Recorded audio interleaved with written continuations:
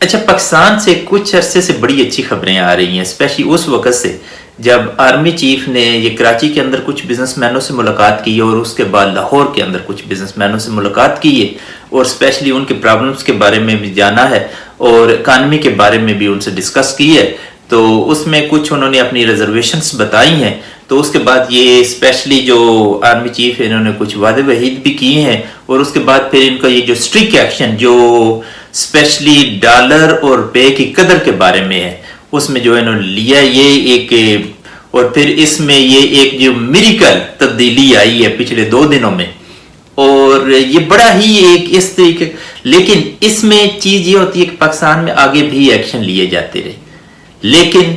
کیونکہ ان میں تسلسل نہیں ہوتا، کنٹینیوٹی نہیں ہوتی، اس لیے یہ ایکشن وقتی طور پہ تو بڑا ان کا اثر بڑا تیزی سے آتا ہے لیکن پھر کم ہو جاتا ہے. اگر ان میں کنٹینیوٹی ہو تو جس طرح ورلڈ بینک اور آئی ایم ایف کہہ رہے ہیں کہ جو پریزنٹ سچویشن ہے اس میں 240 روپیز کا ایک ڈالر ہونا چاہیے، تو اگر مجھ سے پوچھا جائے تو یہ تقریباً 200 سے بھی نیچے آ سکتا ہے اگر اس میں جو آرمی اسٹیبلشمنٹ ہے وہ سیریس ہو کے اس چیزوں کو ڈیل کرے.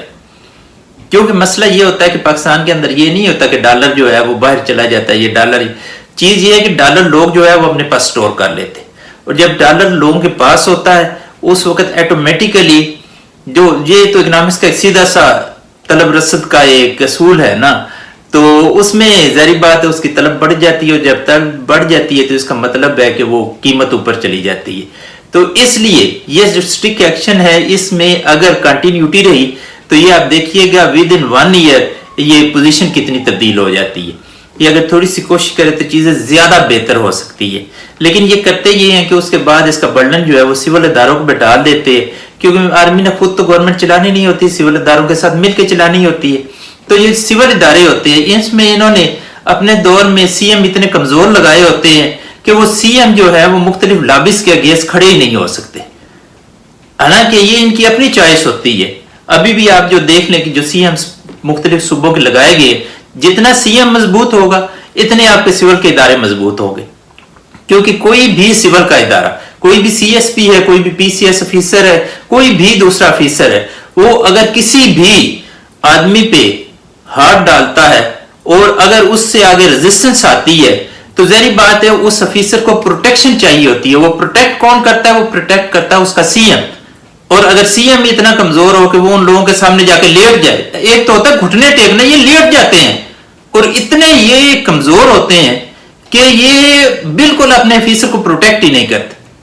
حالانکہ اپنے افیسر کو پروٹیکٹ کرنا چاہیے، اس کو کہنا چاہیے کہ میں تیرے ساتھ سٹینڈ کیا ہوں. تو پھر کیسے نہ ہو مسائل حل؟ یہ اگر یہ سارے چیزیں ٹھیک، اور سی ایم جو ہے اس وقت یہ سارے ہی ملٹری اسٹیبلشمنٹ کی مرضی سے لگے ہوئے ہیں. اگر ان کو کام نہیں آتا، یہ کمزور ہیں یا ڈرتے ہیں یا کانپتے ہیں تو گھروں پہ جائے، صبح ان کو کہیں بھائی آفس سے جاؤ کیونکہ لیگل پوزیشن تو ان کی ہے کوئی. اگر تو لیگل پوزیشن ہوتی اور یہ تھرو ایک چلے جی ایک پولیٹیکل سسٹم کے آئے ہوتے تو پھر تو یہ ہے نا کہ وہ پارٹیز ہوتی ہیں، پرائرٹیز کرپٹ ہو تو وہ سی ایم کرپٹ آ جاتا ہے، پارٹی کا اوپر جو ہے وہ کرپٹ ہو تو وہ پھر سی ایم کمزور لگاتا ہے. یہ تو پوزیشن ہے نہیں، یہ سارا ابھی ملٹری اسٹیبلشمنٹ کی صوابدید پہ اچھا سی ایم لگائیں چیزیں ٹھیک ہو جاتی. اور اسپیشلی کیونکہ میں نے بہت عرصہ پہلے ایک موصوف کا انٹرویو سنا، اس میں وہ یہ جنرل عاصم منیر صاحب کے والد صاحب کی بات کر رہا کہ وہ آنیسٹی پہ بہت زیادہ، وہ ٹیچر تھے اور وہ آنیسٹی پہ بہت زیادہ بات کرتے تھے. اسپیشلی جن لوگوں کے پیرنٹس آنیسٹی پہ بات کرتے ہیں یا اس چیز کے بارے میں وہ ایٹومیٹیکلی لوگ آنیسٹ ہوتے ہیں، وہ اپنے بچوں کو بھی یہی ساری زندگی جو ہوتا ہے نا پریچ یا تبلیغ کرتے رہتے ہیں. تو ان کے بچے جو ہوتے ہیں نا وہ آنیسٹ ہوتے ہیں، اور جو آنیسٹ آدمی ہوتا ہے نا اس کو بددیانت آدمی اچھا نہیں لگتا. لائف کے مختلف حصے ہوتے ہیں اور اسپیشلی جب آپ کو چیزوں کی انڈرسٹینڈنگ یا میجورٹی لیول آپ میں آ جاتا ہے تو پھر وہ ایکشن ضرور ہوتا ہے. اور جس طریقے سے وہ موصوف یہاں پہ بات کر رہے تھے جنرل عاصم منیر صاحب کے والد کی، اگر بات اسی طرح حقیقت ہے تو میں پاکستانی قوم کو کہہ دیتا ہوں کہ انسان کے بچوں کی طرح نہ چیزوں کو ٹھیک کر لو، نہیں تو یہ جو ہوتا ہے نا آنیسٹ बाप का ऑनेस्ट बेटा, उसके बड़े मसाइल होते। इनको जो ये करप्ट माफिया होता है ना, इससे कराहत आती होती है।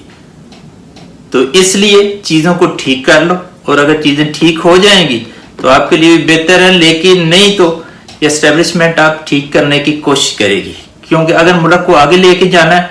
तो चीजों को ठीक करना पड़ेगा। और चीजों को ठीक करने के लिए आसिम मुनीर साहब की पहली धमकी ने तो काम कर दिया, अब जब उसका प्रैक्टिकल आएगा तो चीजें ज्यादा ठीक हो जाएंगी। बाकी जारी बात है, आसिम मुनीर साहब को इस पे अप्रिशिएट भी करना चाहिए कि उन्होंने ये किया, और इन टाइम एक्शंस लेने बहुत ज़रूरी है अगर आप अपने कंट्री की इकानमी को मजबूत करना चाहते हैं तो।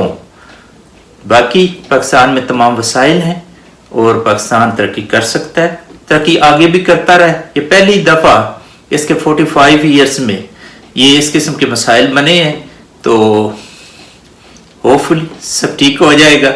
और ठीक होना भी चाहिए। तो ये चीज़ें हैं। बाकी ये कुछ बातें थी जो आप लोगों से शेयर करनी।